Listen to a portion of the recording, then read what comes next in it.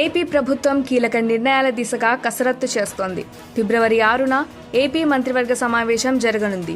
ఈ భేటీలో ఎన్నికల హామీలతో పాటుగా పాలనాపరంగా కొత్త నిర్ణయాలకు ఆమోదముద్ర వేయనున్నారు. అందులో భాగంగా ఈసారి సమావేశంలో ఉద్యోగుల అంశాలపైన చర్చ చేసి నిర్ణయం తీసుకునే అవకాశం ఉంది. కేంద్రం 8వ పీఆర్సీ కమిషన్పై నిర్ణయం తీసుకోవడంతో ఏపీ ప్రభుత్వం పైన ఒత్తిడి పెరుగుతోంది. ఇక ముఖ్యమంత్రి చంద్రబాబు దావోస్ పర్యటనతో పాటుగా అసెంబ్లీ బడ్జెట్ సమావేశాలపైన చర్చించనున్నారు. ఇక ఏపీలో వాట్సాప్ ద్వారా ప్రభుత్వ సేవలను ప్రజలకు అందుబాటులోకి తీసుకొచ్చేలా ఇప్పటికే నిర్ణయం తీసుకున్నారు. ఈ అంశంపైన చర్చించి కేబినెట్ ఆమోదముద్ర వేయనుంది. ఈసారి సమావేశంలో ఉద్యోగుల అంశాలపైన కేబినెట్ ప్రధానంగా చర్చించే అవకాశం ఉంది.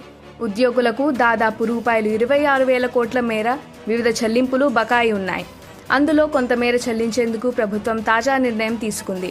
పెండింగ్ డిఏలపైన ఈ సమావేశంలో చర్చించడంతో పాటుగా ఒక విడత చెల్లింపుకు ఆమోదించే అవకాశం ఉందని తెలుస్తోంది. అదేవిధంగా పీఆర్సీ ఏర్పాటుపైన చర్చ ఉంటుందని భావిస్తున్నారు.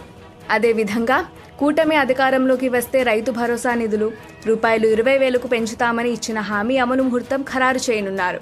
తాజాగా ఈ పథకం కింద ఎంతమంది రైతులకు నిధులు జమ చేయాల్సి ఉంటుందనే లెక్కలు తేల్చింది. కాగా కేంద్రం పీఎం కిసాన్ సమ్మాన్తో కలిపి ఈ పథకం నిధులు జమ చేయాలని భావిస్తోంది. వచ్చే నెలలో అమలు చేసేందుకు సన్నాహాలు ప్రారంభించింది. ఖాతాల్లో నిధుల జమ తాము అధికారంలోకి వస్తే ప్రతి రైతుకు ఏటా ₹20,000 చొప్పున ఆర్థిక సాయం చేస్తామని కూటమి నేతలు హామీ ఇచ్చారు.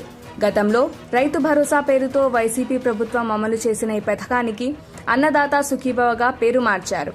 ఫిబ్రవరిలోనే రైతుల ఖాతాల్లో నిధులు జమ చేసేలా ముహూర్తం ఫిక్స్ చేసే ఛాన్స్ కనిపిస్తోంది. అమ్మఒడి వచ్చే ఆర్థిక సంవత్సరంలో అమలు చేయనున్నారు. దీంతో ఈ కేబినెట్ భేటీలో తీసుకునే నిర్ణయాలపైన ఆసక్తి నెలకొంది.